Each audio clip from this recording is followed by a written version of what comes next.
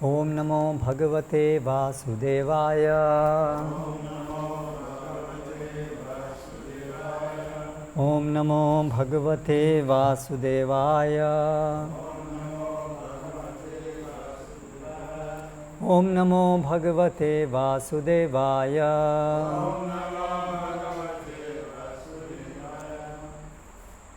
Today we are reading from Srimad Bhagavad Gita as it is, chapter 11, the universal form, text 15. Arjunaha uvacha pashyami devan tava deva dehe sarvan tatha bhuta vishesha sanghan brahmanam isham kamalasanastham rishin cha sarvan uragan cha divyan. Arjuna uvacha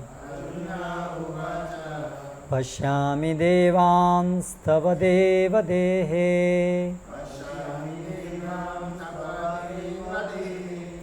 sarvams tatha bhuta vishesha sanghan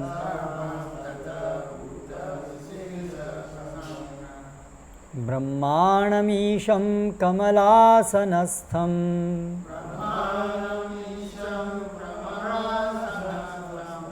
rishimscha sarvanuragamscha divyan.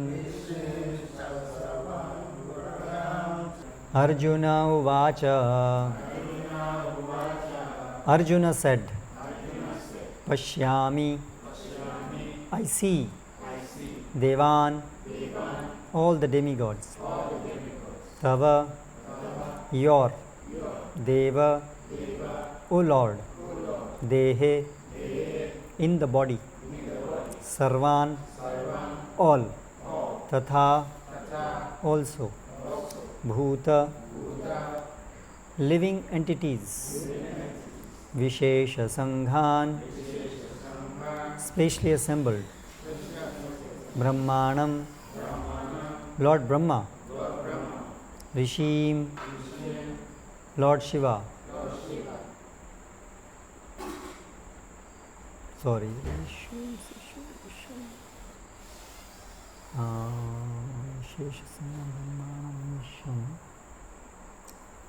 Isham, Lord Shiva, Kamalasanastham, sitting on the lotus flower, Rishin, great sages, Cha, also, Sarvan, all, Uragan, serpents, Cha, also, Divyan, divine. Translation and purport by His Divine Grace Srila Abhay Charanaravinda Bhakti Vedanta Swami Srila Prabhupada, founder Acharya of iskcon. Arjuna said, my dear Lord Krishna, I see assembled in your body all the demigods and various other living entities. I see Brahma sitting on the lotus flower, as well as Lord Shiva and all the sages and divine serpents. Purport. Arjuna sees everything in the universe. Therefore he sees Brahma, who is the first creature in the universe, and the celestial serpent upon which the Garbhodakashayi Vishnu lies in the lower regions of the universe. This snake bed is called Vasuki. There are also other snakes known as Vasuki. Arjuna can see from the Garbhodakashayi Vishnu up to the topmost part of the universe on the lotus flower planet where Brahma, the first creature of the universe, resides. That means that from the beginning to the end, everything could be seen by Arjuna, who was sitting in one place on his chariot. This was possible by the grace of the Supreme Lord Krishna. Om Jnanatimirandhasya Jnananjanashalakaya Chakshurunmilitam Yena Tasmai Shri Gurave Namaha. Shri Chaitanya Manobhishtam Sthapitam Yena Bhutale Swayam Rupa Kadamahyam Dadati Swapadantikam Vandeham Shri Guru Shrita Padakamalam Shri Gurun Vaishnavamscha Shri Rupam Sagrajatam Sahagana Raghunathanvitam Tam Sajivam Sadvaitam Savadhutam Parijana Sahitam Krishna Chaitanya Devam Shri Radha Krishna Padan Sahagana Lalita Shri Vishakhan Vitamscha Jaya Shri Krishna Chaitanya Prabhu Nityananda Shri Advaita Gadadhara Shri Vasadi Gaura Bhakta Vrinda Hare Krishna Krishna Krishna Hare Hare Hare Rama Rama Rama Hare Hare. Arjuna said, My dear Lord Krishna, I see assembled in your body all the demigods and various other living entities. I see Brahma sitting on the lotus flower, as well as Lord Shiva and all the sages and divine serpents. So, how to accept that there is God?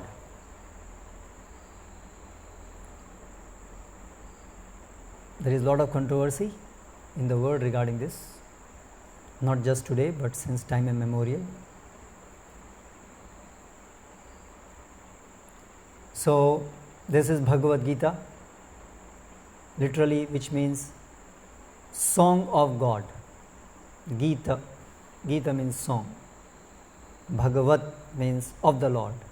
So, Bhagavad Gita means Song of the Lord. That means it is the speech of God. Because in a spiritual world, speech is poetry. Speech is in the form of poetry. So, therefore, it is Gita.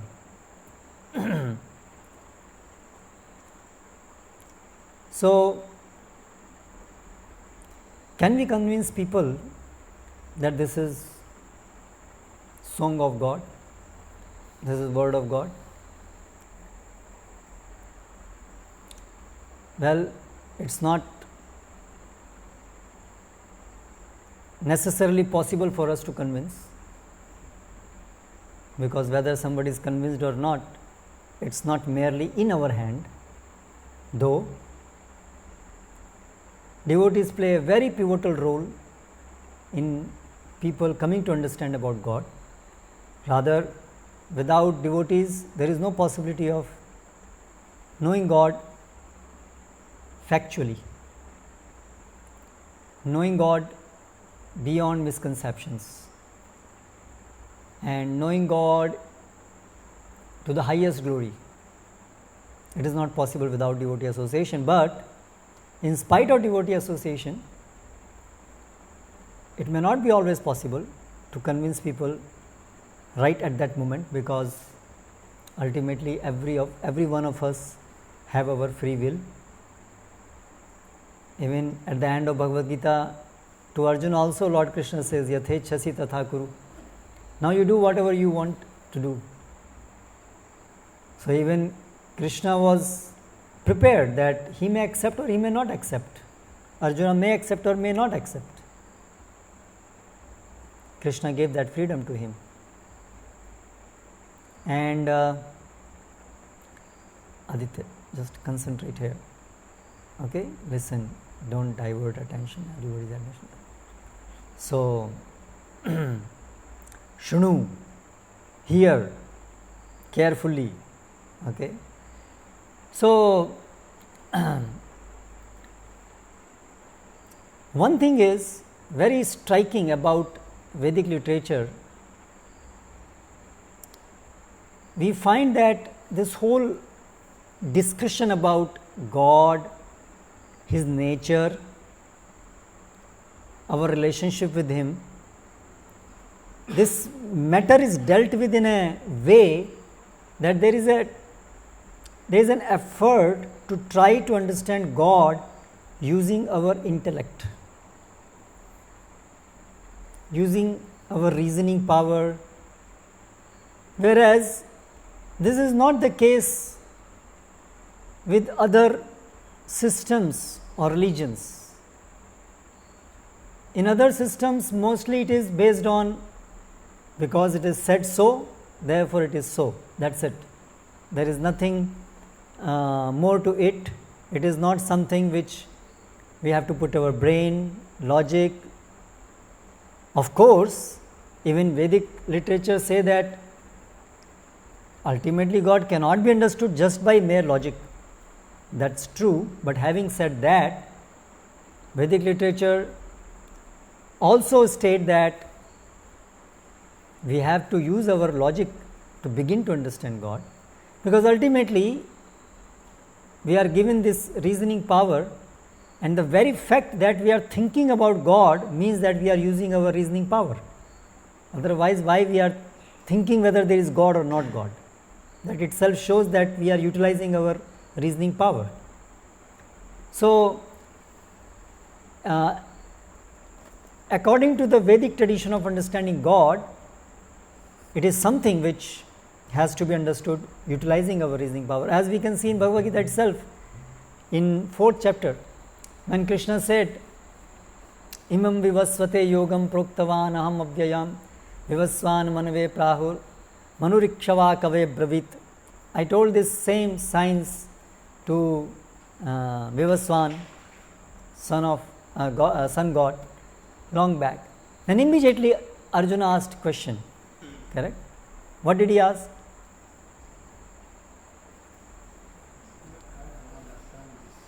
Yeah. Yes. Yes. Katham etad vijaniyam tomadau proktavaniti aparam bhavato janma param janma vivasvata. Vivasvan is much elder than you. So how am I to understand that you told this science to Vivasvan, who is born much before you? So Arjuna used his logic, intelligence. Not that Krishna said, I chup, no questions. I say, accept it. We don't find that case. And so we see that all Vedic literature in the form of question answers, dialectic question answers. Of course, Arjuna was not asking question in a challenging mood. He was humble, he was submissive, he was understanding that I don't know. And by my own efforts, I cannot know. That is humility. So he was humble. So his attitude was that of submissiveness. But it was not just blindly accepting something. He was trying to put his reasoning into action to understand what Krishna was telling him. So this is one important difference here. Because we are trying to discuss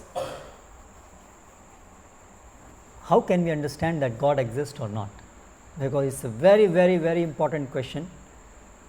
Though in lives of most of the people, both theists and atheists, it's not a very important question. How many people really think that this is really an important question? We may go to church or we may go to temples, but at least in today's life,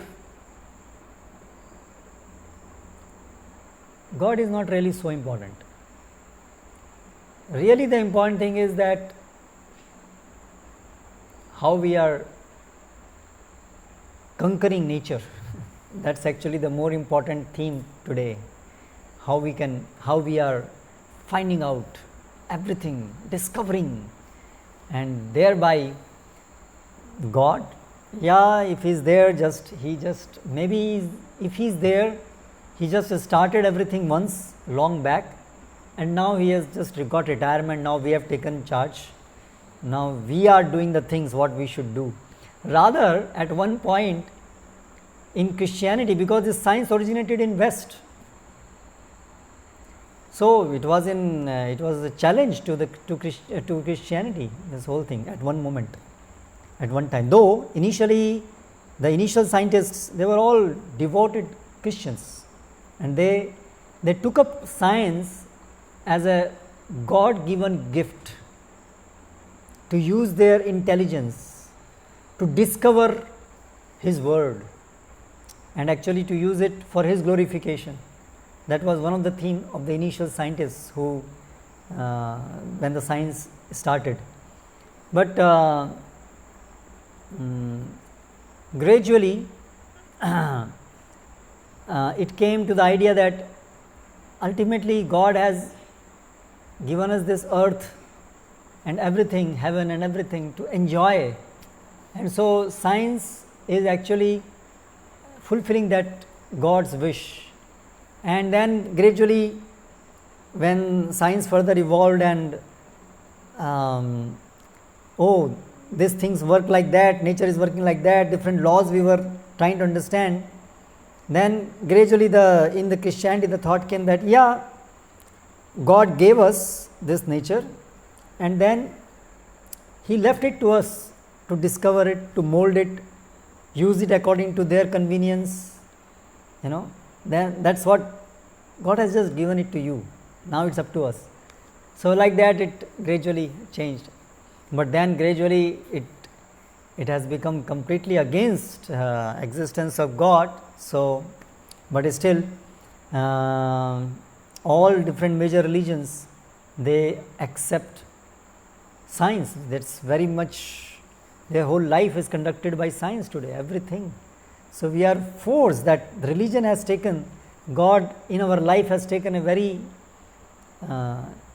smaller place in our life in general. If you see, the predominant force in today's world is science and scientific investigation. God is there just somehow keeping up with the science. Whatever science discovers, we tend to say, God would have, God has given you some Shakti power to do it, so you are doing it. That's all we are able to do. But in the eyes of the major people, the major driving force is the science. So especially in today's world, it's very, it's a big challenge to this whole Bhagavad Gita, to everybody, to Islam, to everyone, to Christianity, to everyone. It's a big challenge. And then another challenge is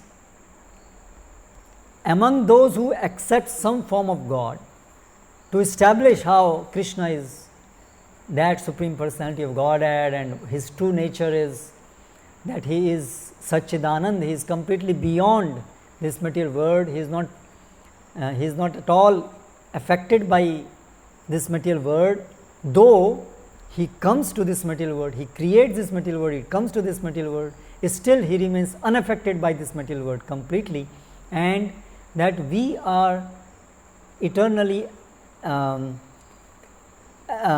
parts and parcels of that Supreme Personality, and we have a loving relationship with Him. We are meant simply to love Him, to serve Him.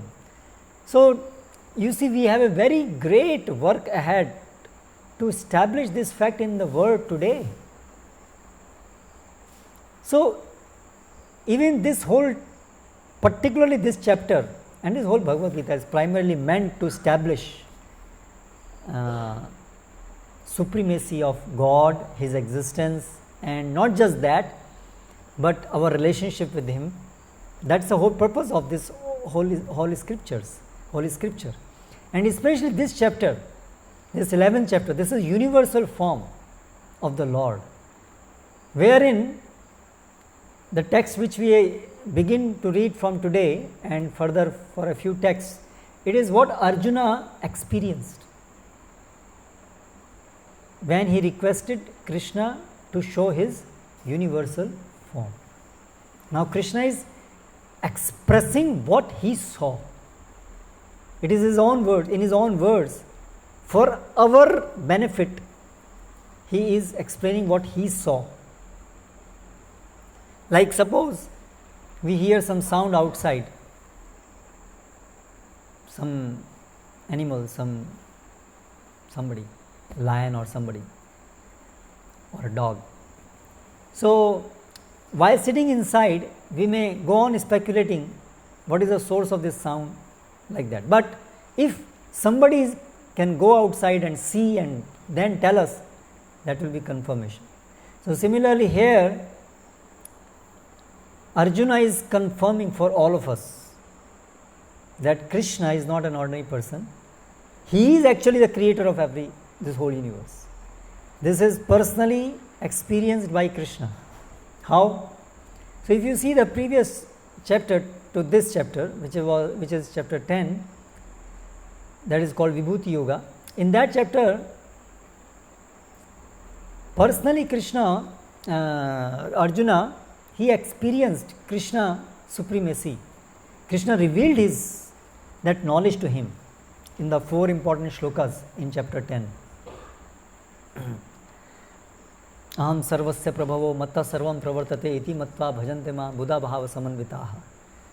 And then further he says that how my devotees always think me, kathayantascha mam nityam tushyanti cha ramanti cha, and like that.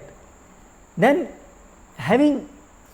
becoming fully convinced that this person who is standing in front of me, he is actually the supreme creator, the supreme being, and we are just part and parcel of him. Having fully experienced by mercy of Krishna, because Krishna made him understand that. Tesham satat yuktanam bhajatam priti purvakam dadami buddhi yogam tam. Krishna said, I give the intelligence by which a person can understand me. So Krishna at that time, though Arjuna always knew that Krishna is God, his glory is, but for time being Krishna has covered him for Bhagavad Gita to be spoken. So now in Bhagavad Gita, Krishna allowed Arjuna to experience Krishna being not an ordinary person but God.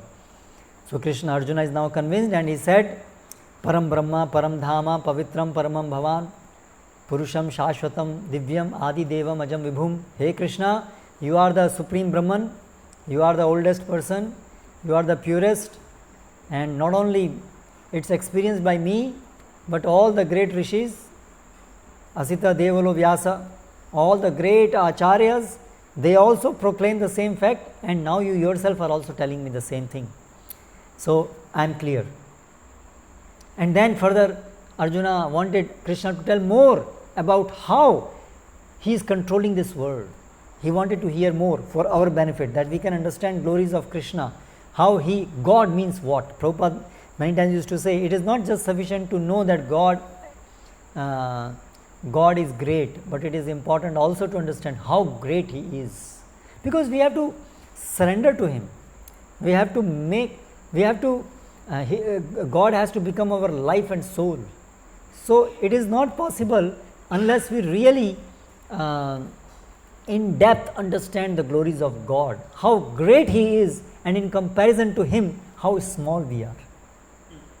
Unless we understand this, we won't be able to surrender to him our whole life. He will just remain as a small part in our life. Whenever we want, we will worship him. Whenever we don't want, we will not worship him. He will remain in that category. But if we have to really make him the essence of our life, our whole life is just to serve him, then we need to be thoroughly convinced that he is the greatest and we are the very, very, very, very infinitesimal.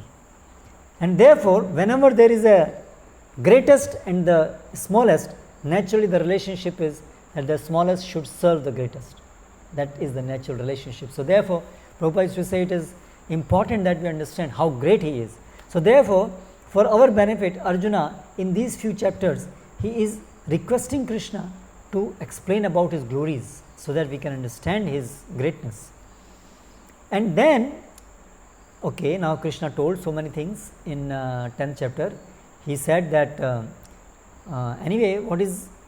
he said that I am only telling you very few things, because it is not possible for me to enumerate everything, because there is no end to it. And that's we know that Ananta Shesh, with his thousands of hoods, he is from eternity continuing to glorify his glories, his qualities, but he is never come to an end. So he is unlimitedly glorious. But Krishna said some main glories I will tell. And then at the end Krishna said, Vishtabhyamam idam krishnam ekamshena sthitu jagat. By just by fraction of my existence, this whole world exists. So it's just, it's not like shown in Atlas that God is bearing this burden of this existence. It seems to be like now tired. It's not that image given in Bhagavad Gita. In Bhagavad Gita, it is like he's just holding it like it is said, the Anantashesh, who is just an expansion of Krishna, he is holding this universes, and to him it appears like a grain of mustard, seed of mustard. We get mustard here? Okay. So mustard seeds. This is just weightless, very small.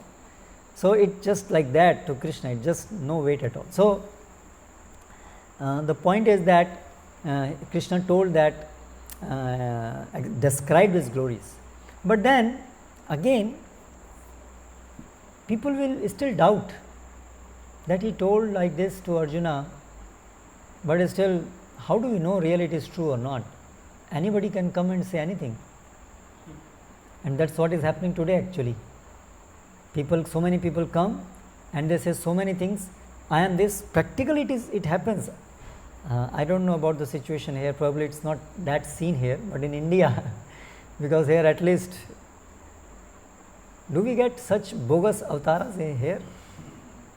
Or it's only a story of India? Not so much here, I think. Huh? It is here also? Okay. The incarnations of Jesus Christ, do we get here?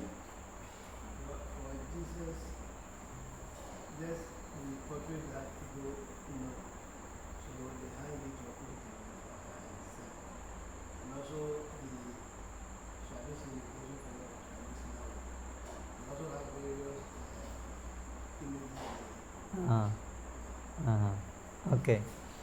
So, but in India it is very common that anybody will come and he will say, I am incarnation of God, and some miracle, something he will show, and people will believe him.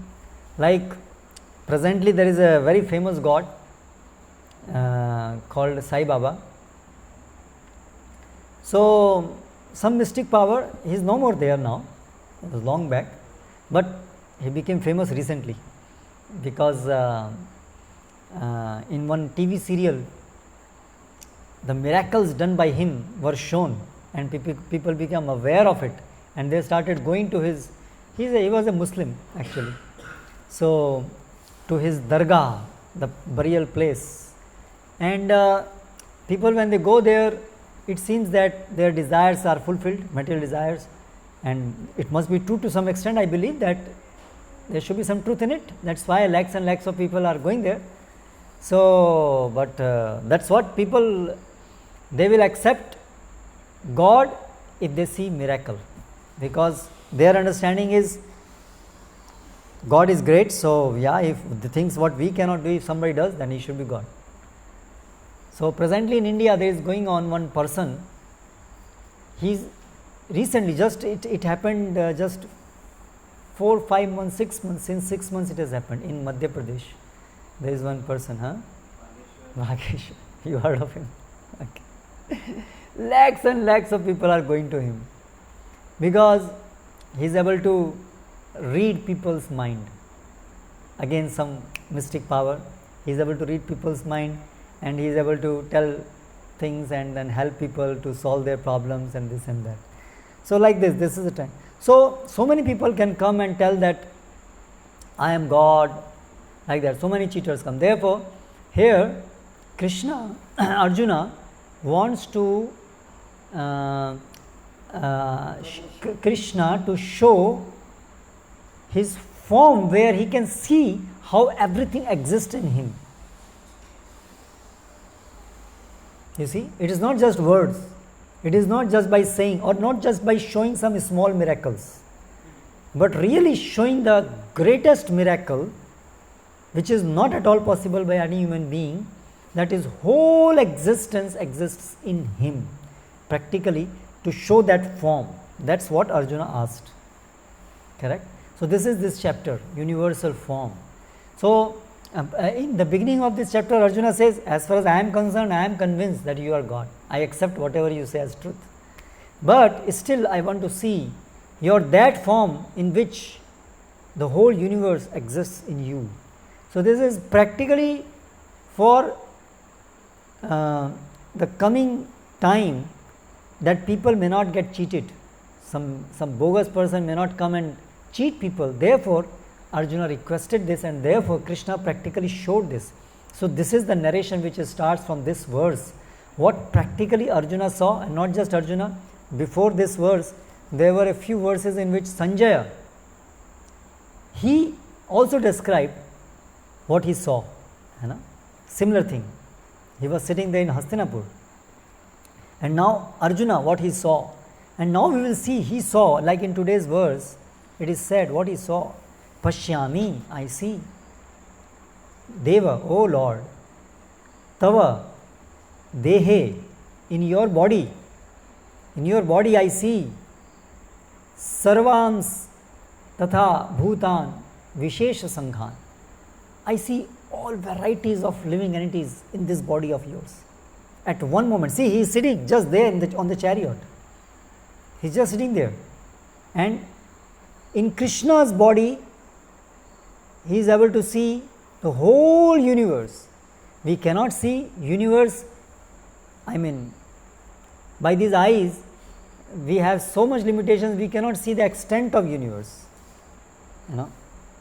But here, Krishna, in Krishna's body, by special power given to Arjuna, Krishna showed him at one place, sitting in one place, he was seeing from down below the Patal, below the lower planetary systems, Garbhodakashai Vishnu, he was able to see. That we cannot see. We cannot see Brahma. Is there? We can see these stars, we can see Dhruv Loka. From these by these eyes we can see Dhruv Loka. But we can see only up to the Swarg Loka. We cannot see the planets beyond it, because not just because of the distance, but because of the special ability that is required to see those planets. But we can see heavenly planets. Correct? We are seeing Chandra, Surya, they are heavenly planets. But we cannot go there. We cannot stay there. But we can see at least. But beyond that we cannot see even. But Arjuna, he was given a special power there to see all these different planets. So therefore he is saying, I am seeing here Brahma. So if you see Bhagavatam first canto, on the cover page, there is a description of the universe. So this whole our material universe consists of different planetary systems, one above the another. We are in the middle. The earthly planetary system is in the middle. Then there are one above the another further planetary systems, Bhuvar, Swa, like that, and like that goes up, Maharloka, Tapaloka, like that, and the topmost loka is the Brahma Loka, where Brahma is residing. He is the first living entity of the universe. So he could see Brahma sitting on the lotus flower, and he could see down Garbhodakashai Vishnu, who lies on the bed of a serpent called Vasuki. So he was seeing that, and he was seeing the Paramatma sitting in the Brahma also. So this is a fantastic vision. This is a fantastic vision. So it may look fantastic, means not real. Correct? That's the meaning of fantastic. Fantastic comes from the word fantasy. It is just a fantasy. That's what people think. That's what this whole Bhagavad Gita, by whole world, most of people, the Indologists, they came to India, they studied Bhagavad Gita, they studied scriptures, they are called Indologists. And they present to the world what is this whole Shastra scripture is about. They are called Indologists. So they have propagated that this whole Vedic literature is mythology. This is just myth. It is just fairy tales. It's just fairy tales. Yeah, it's good to, okay. Some serpent is there and some person is lying on the serpent. These are all just useless talks. Yeah, practically that's what they say. It's just useless talk. It's just for sentimental people to feel happy about. That's all. But it is not real, so it actually is useless. It is not reality. But there is immense evidence that Mahabharata is a historical account. It is not a mythological account. It's a historical account. History means it's real facts which happened, Mahabharata. So there is one person who recently published a book, some secular outside world, from some 14 different ways he proved that Krishna, a person, existed historically. There have been many such books and investigations. One such point is that in the scriptures, in Mahabharata, there is description of astronomical events which happened at that time, like eclipses, and different astronomical phenomena are mentioned in Mahabharata and different Vedic texts. Now, modern science today is, after studying astronomy, they have also developed astronomy, science of astronomy, correct? So they can also now predict happening of eclipses, correct? And by that science they can also go behind and they can also see what different eclipses and different astronomical events which would have happened, they can go back to thousands of years. It's just modern science, by modern science also. Now by that modern science, if we see the events which are described, astronomical events described in the scriptures, they are true. The perfect description when Krishna appeared, the description of where the Mars was, where different planets was, that description is there in the scriptures. And if you see that event, if you see by modern science, you see this event happened around 5,000 years back. And this is not just one thing, there are many such things. Okay, this is one thing. Second thing, there was a description that Krishna lived where? After he became king, he lived where? Dwarka, correct? And so Dwarka is known in our scriptures. Where is the position of Dwarka? And it was told that Dwarka was made in sea. The description is that Krishna erected the city of Dwarka inside sea. Okay, right now we don't see that, but that's a description given in the scriptures. And now what do we find? We find by satellite image, and now they have done excavation in the bed in that sea, and you can see that there are remnants of a big city existing there which have been excavated. If you go to India, if you go to Dwarka, there is a government has made a museum there, and similarly in Kurukshetra, two places at least, where things which have been taken out from the sea bed, they are depicted there, clearly showing that a big city was existing there. Isn't it very convincing? You see? Then you see that this Vedic culture, Shastra says that the Vedic culture was present throughout the world.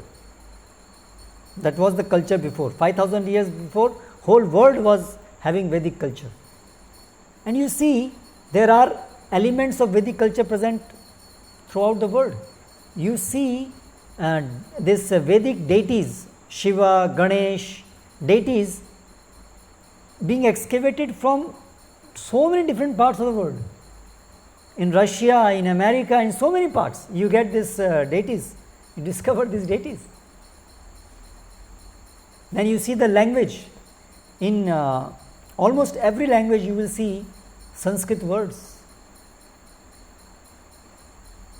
So there is immense proof that the scriptures are not mythology. There is description, there is such a science here. The metallurgy science is there. You see, there is a iron pillar in Delhi, not Qutub Minar, that iron pillar, that Loho Stambh, which is thousands of years old, standing outside in rain, never rusts. Before all this modern metallurgy developed, such things were there, existing now also, proof. So the point what I am trying to make here is that there is sufficient evidence for people to accept it. Still there will be people, in spite of seeing all these things, they will not accept, because they don't want to accept. That's the story with people. But otherwise, if there is a sane man, if it's a neutral person, there is enough evidence that Mahabharata is a real history. That means Krishna is a historical person. And so this account of Arjuna, what he saw, there is very good evidence, circumstantial evidence to accept that such thing happened. Krishna was there, because Arjuna, from his whole life, we see he is not a person who will just tell lie. There, just telling. This literature is such a great literature, such a scientific thing. We don't expect that these will be telling lies or just telling stories. This is very serious talk going on here. Correct? It's not a time to just tell some stories. Krishna and Arjuna are not the person just to tell some useless stories. Correct? When you see some Stephen Hawking, he's no more anymore, but if you see some great scientists together, what you will expect them?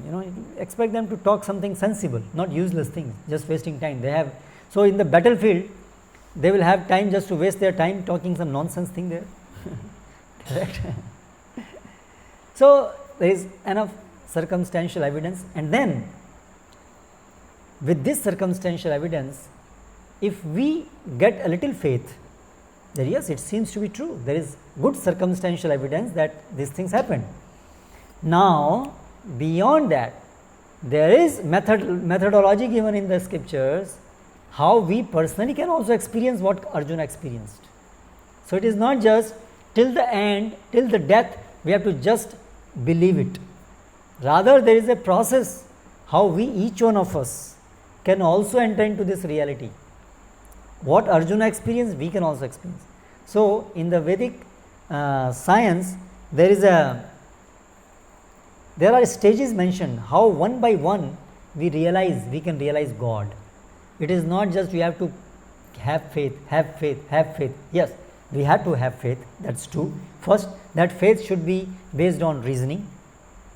Okay, first thing. And then yes, faith is important because we cannot see everything immediately. Even in science we have to have faith. When a child goes to the class, he has to accept what teacher is telling on faith. On the first day he says, I first show me, prove it. First you have to understand the basic thing, then you can understand the proof. So like that, okay, faith is required, but then there should be a way how we can actually experience that, enter into that reality. So that process is given in the scriptures, that is called Bhakti Yoga. And by Bhakti Yoga, we can practically experience God. And the initial experience of God is that we become purified. We become purified of all evil things. Okay? So we all experience, we have lust, anger, greed, illusion, hatred, which is evil. I think if there are sane people, there should not be at least any disagreement that these things are evil. Any religious person, any sane man, even atheists, don't they accept that lust, anger, greed, these are all bad things? Hatred, violence, these are bad things.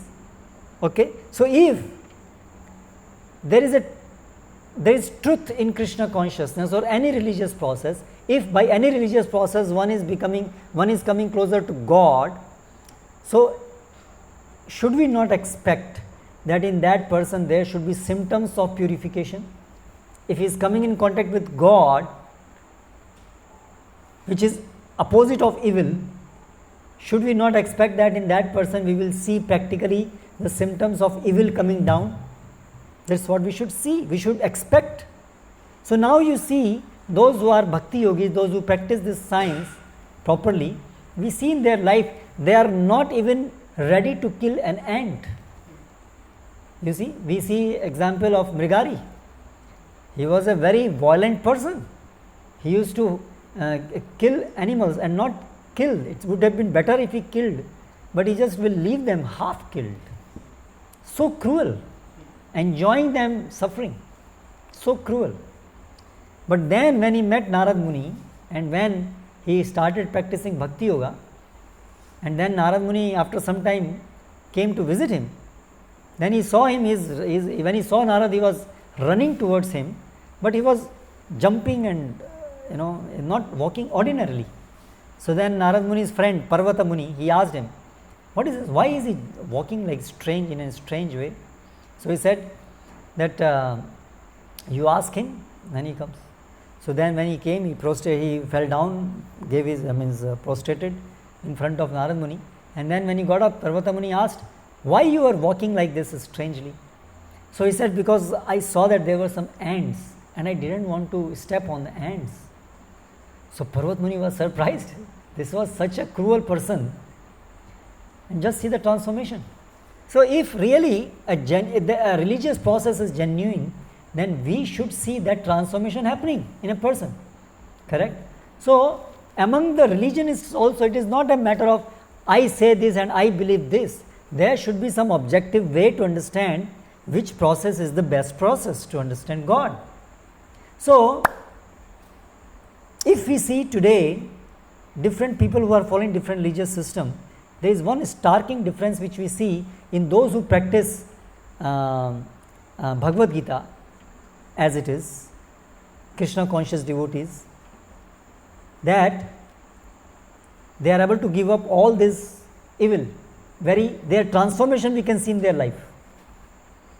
Do we see this similar transformation happening in the followers of other religions?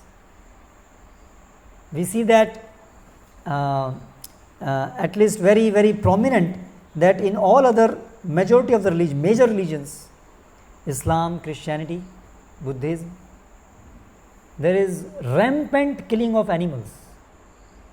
Is it not? Rampant. It's just by religion it is sanctioned and encouraged by religion. So it is it not that if a person is really is a thoughtful man, then is it not reasonable that if really there is a process which is genuine, then why should man remain cruel towards animals? Okay, we should not remain cruel towards men, but not even towards animals, towards anybody.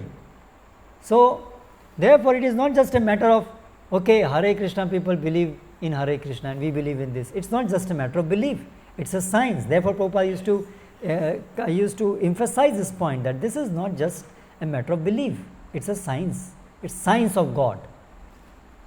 Understanding God is a science. It's not a matter of belief. So this is a very important difference which we see in Krishna consciousness and in other, even Hinduism for that matter. So therefore Arjuna, he wanted to establish for people existence. Krishna is a supreme God, supreme person. Therefore he asked Krishna to show his form. So similarly it is incumbent on us also, who are Krishna's devotees, to show to world how Krishna is God. It is our duty. As Arjuna felt his duty, it's our duty also. How we can do that? First and most important, by our own example, how in our own life showing how we got transformed from a wretched person to a person who is not only bereft of evil, but he is in love of God and in love of everyone else. And love of God is not just some vague term. Love of God means we are just sincere to serve Him without any expectation in return. This is real love. And just you see, we have to show in our own life how we are dedicated to serve God without demanding anything in return. Rather, we are ready to take all hardships just for His pleasure. So like that, from our life we have to show. Then we have to show by spreading this message how people, anyone who accepts this process, his life also similarly gets transformed. Similarly. So it must be science. Science, one of the important characteristics of science is that everyone should get same results if it is to be scientific. So anyone who is following Krishna consciousness in their life, they will see similar results. They will get purified in a similar way. Similar stages they will go through. That shows this is science. This is not a blind faith. So to conclude, this whole chapter is there for a common man to understand that Krishna is the Supreme Personality of Godhead. If one is not envious, if one is sincere to understand God, it will not be difficult for him to accept this. And by his own experience gradually in his life, by practicing Krishna consciousness, he will be fully convinced that Krishna is the Supreme Personality of Godhead. Hare Krishna.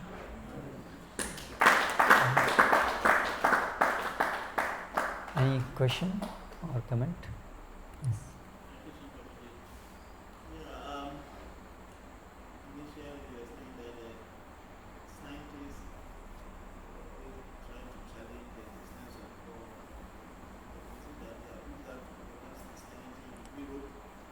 Europe, yeah. For example, in the Christian history, they were thinking this material would have been existent for 6,000. But scientists go, no, we have found these things millions of years. Yeah. So then it means that your story, if you go to, we watch a lot of video from YouTube. So then you see that Christians were finding things difficult to explain. Yes. So we have the concrete science. Yes. The concrete science. Yes. The scripture, the Bhagavad Gita, all others explain how this world came to be, and a number of years, the billions of years that. I remember there's one who was a scientist, who wrote a book. Yeah. His origin. Yes. You don't see it around. Satswarup Das Goswami. No. Bhakti Swarup Damodar Goswami. Trying to explain the scientific way the superior of that place. Yes. But it seems as an organization like iskcon, we have the complete science to teach. I don't say our strategy to convince the scientists that this is a regular thing. Yes, it's a very important question. You are trying to discover Yes. what is how Krishna, like this planetary system. I remember Pope went to America. The scientists will say, oh, you have 14 planets. Well, no, you have 9 planets. Well, no, you have 14. You have to work hard. You discover more. We have the scientific facts. Yeah. We are trying to discover. Yeah. So I don't know if as an organization we have strategy to groom some scientific people to Yeah. explain how this whole universe and that planetary system, Yeah. how things Yes. Yes. It's a very important question that what is our strategy? What our society is doing? What is our strategy to do that? Srila Prabhupada wanted really the world to change. He wanted this movement to really bring a change in the society. It's a huge task. For that, Srila Prabhupada had so many programs. He had. Specifically to the scientists, to preach to scientists, he had Bhakti Vedanta Institute. And that is still there. Of course, it is not an easy job, it's tough, and some effort is going on, but I would say we need to revive it more. The effort is not going as it should be to really go and challenge and convince them, and that intellectual challenge that we are facing, we need to face it and stand up against it. In some ways efforts are not so intensely going on. Now this Vedic planetarium is being set in Mayapur. So that whole concept, Prabhupada wanted that here we give challenge to the whole world, that this is our this is how the universe looks like, and Prabhupada wanted to show a full working model of this is, and to therefore people from all the world can come and see what a science exists here, the whole description. So it is happening, that thing. So but still time will tell how people will take it and how we will be able to convince people. I mean, okay, convincing layman is one thing, but convincing those leaders of society, the scientists who are at the helm, who are actually making people think, they are influencing, very influential people, the philosophers, the intellectuals, we are not able to actually do fully about it. Very small thing we are able to do, but that's what Prabhupada wanted, and effort should be made in that direction. So, but yeah, it needs to the effort needs to be increased. You are right. Hare Krishna. Anything else? Okay, so we'll stop here. Thank you. Oh yes, last question. Yeah. My question was that in the lecture you said that the sun and moon Sun and the moon are like heavenly planets. Yes. Yeah. So no one can go there. No one can go there because, yeah, okay, what's your question? So my question was that so many people went to moon. So many people went to moon. Okay, that's a big controversy, that whether really they went to moon or not. Because how do you know they really went to moon? How do you know?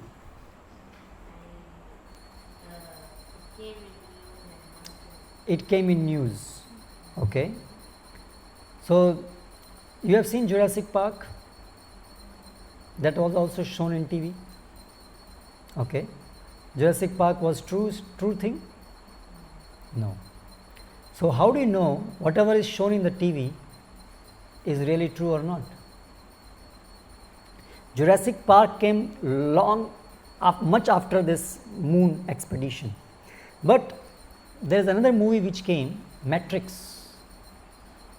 Okay, around that time, in which it's on a studio, they showed how people are going to in space. So at that time, technology was there with the army to make graphics that it will appear that we are anywhere. Like today it's a child game, anybody can make program today and it will appear that we are on the moon or we are anywhere. So whatever technology comes in the civil life, it is already there with the army many decades before. Okay, so this technology was restricted at that time, but then gradually now it's available to everyone.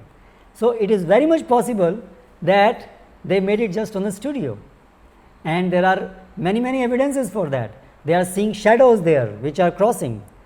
If you see the sun's shadow, the shadow because of the sun, you will not see them crossing because sun is far away. The shadow will always appear parallel. You will not see any two shadows intersecting. You stand in the sun and you see any shadow you see, one tree, another tree. You will not see the shadow of one tree and another tree intersecting. Okay, they are parallel. But you see in that what they showed, the shadows are intersecting. They show the flag which is waving, though there is no air there. So like that there are so many anomalies discovered. So